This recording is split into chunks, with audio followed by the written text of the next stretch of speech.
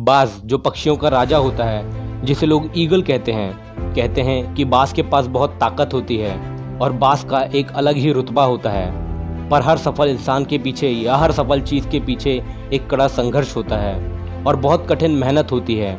बाज की कहानी भी ऐसी ही होती है, बड़े कठिन संघर्ष से भरी। लेकिन बाज के संघर्ष से इंसान बहुत कुछ सीख सकता है, जिससे आप सफल हो सकते हैं और अपने गोल को अचीव कर सकते हैं। जब बाज एक छोटा बच्चा होता है, तब से ही उसका कठिन संघर्ष शुरू हो जाता है। जैसे दूसरे पक्षियों की माँ अपने चूजे का खाना लाकर उसके मुंह में डालकर खिलाती है, उस तरह बाज के बच्चे को खाना नहीं मिलता। बाज की माँ चूजे के मुंह में खाना नहीं डालती, उसे खाने को घोंसले से दूर डाल देती है और उस बच्चे को घोंसले से निकलकर खुद के खाने के पास तक जाना होता है, जिससे वो खा ले और फिर वापस आ जाए। एक बच्चे के लिए काम बहुत कठिन होता है, पर बाज के बच्चे को ये करना पड़ता है। उसके बाद भी उसकी ट्रेनिंग खत्म नहीं होती, उसे और कड़ी मेहनत और कठिन संघर्ष करना होता है। उसके पैदा होने से पहले ही दिन उसे उड़ने की प्रैक्टिस करनी होती है, जहाँ उसकी जान को खतरा भी होता है, पर उसे वो भी करना पड़ता है। बाज की माँ ऊंचे घोंसले से उसे फेंक देती है कि वो उड़े, और जब वो उड़ पाने में सफल नहीं होता है तब वो नीचे गिरता है। तब उसकी माँ उसे पकड़ लेती है और फिर उसे वापस लाती है, पर रुकती नहीं है, उसे फिर फेंक देती है। फिर जब वो नीचे गिरने लगता है उसे फिर लाती है, उसे फिर फेंक देती है। ये कहानी जब तक चलती रहती है जब तक वो उड़ना नहीं सीख जाता।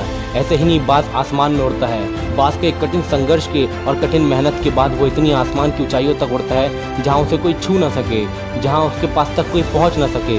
तब जाकर बाज दूसरे पक्षियों से बड़ा कहलाता है और पक्षियों का राजा कहलाता है। पर उसका कठिन संघर्ष यहीं तक नहीं रुकता।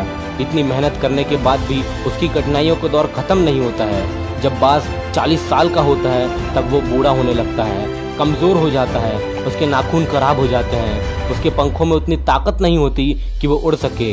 यहाँ तक कि उसकी पैनी चोंच मुलायम हो जाती है, जिसके कारण वो शिकार करने के काबिल नहीं बचता है। ये दौर एक बाज की ज़िंदगी का सबसे कठिन दौर होता है। तब वो अकेला पहाड़ पर जाता है और अपनी चोंच को पत्थर पर जोर जोर से पटकना शुरू कर देता है, जब तक कि उसकी चोंच टूट ना जाए। फिर वो अपने नाखूनों को ज़ोर ज़ोर से घिसना शुरू कर देता है, जिससे वो भी टूट जाते हैं, जिससे बहुत दर्द होता है, जो बहुत कठिन काम होता है, लेकिन एक बाज को वो भी करना पड़ता है। उसके बाद सबसे कठिन काम तो वो होता है जिसमें बाज को एक एक करके अपने पंखों को अपनी चोंच से खींचकर तोड़ना होता है, जो बहुत दर्दनाक होता है, जिससे बाज खून से लथपथ हो जाता है। पर बाज को ये बहुत ज़रूरी होता है कि बाज ये काम करे।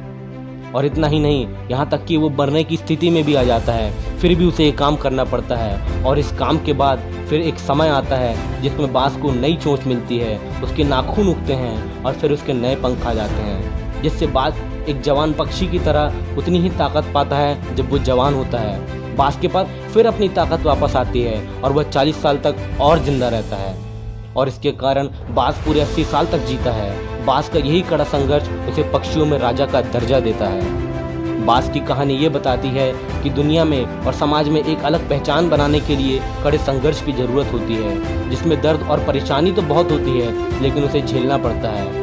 जब इंसान भी अपने आप को सफल बनाना चाहता है तो उसे दर्द से गुजरना चाहिए, उसे दर्द से गुजरना भी पड़ता है, उसे कड़ी मेहनत करनी पड़ती है, बहुत स्ट्रगल करना पड़ता है। लेकिन कहते हैं कि जब तक सोने को गर्म नहीं किया जाता तब तक वो अपना आकार नहीं ढालता है। इसलिए हर एक इंसान को जो इस दुनिया में सफल है उसे संघर्ष करना पड़ा है। और यदि आप भी सफल होना चाहते हैं तो आपको भी कठिन संघर्ष से गुजरना होगा, चाहे वो कितना भी दर्दनाक क्यों ना हो, क्योंकि जब आप एक कठिन संघर्ष के बाद गुजरेंगे तब आपकी पहचान अलग होगी, दुनिया में लोग आपको जानेंगे और आप सफल हो जाएंगे।